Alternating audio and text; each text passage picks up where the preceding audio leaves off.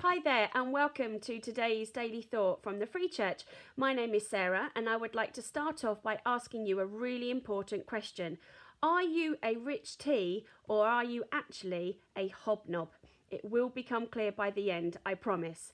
So one of my favourite things to do whilst in lockdown is to catch up on a little bit of TV.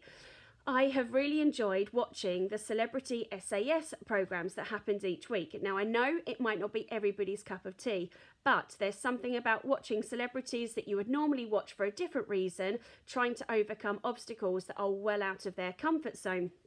So one week, one of the celebrities refused to join in with one of the challenges. He completely lost his focus, he allowed distractions to take over, and he completely refused.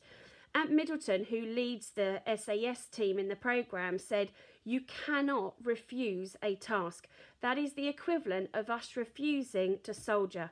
We don't choose our war zones. We don't choose the time, the date or the location. We just have to go there and we have to act. Being a good soldier is not allowing distractions to come in. It's focusing 100% on the mission." And the celebrity who went home at the end of the episode said, "It's about you pushing yourself. In everything, you must strive to be the very best. You might not make it, but you must strive." And this got me thinking about a chapter in the book of Hebrews where God shares some incredible testaments of people stepping out of their comfort zone and just keeping on going, that running that race for endurance. So in the book of Hebrews chapter 11, God talks about Abel and Enoch, Noah, Abraham, Sarah, Jacob, Joseph, Moses. The list goes on. Incredible, incredible testimonies where these people just did not refuse to give up. In verse 39 it says, "All these people earned a good reputation because of their faith, yet none of them received all that God had promised." Chapter 12 then starts by telling us what we should then do.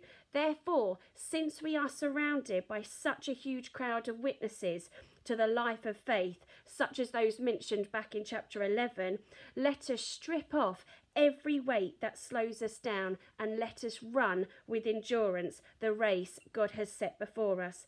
We do this by keeping our eyes fixed on Jesus, the champion who initiates and perfects our faith." How awesome is that? Just keeping our eyes transfixed on him, and he will be able to help us in running that race.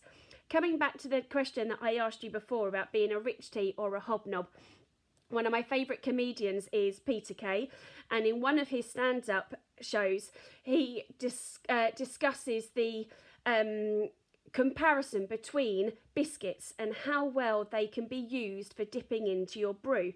And he says that rich tea biscuits are useless for dipping, absolutely useless, and they should actually be called one dips because that's all you get. They don't even try, and then he imitates this rich tea biscuit. I can't, it's too much, I can't cope. And he turns around and he says they're not like hobnobs. Now the hobnobs, they are the SAS of the biscuit world. You dip a hobnob and it goes, again, dip me again. I'm not going anywhere, my son, dip me.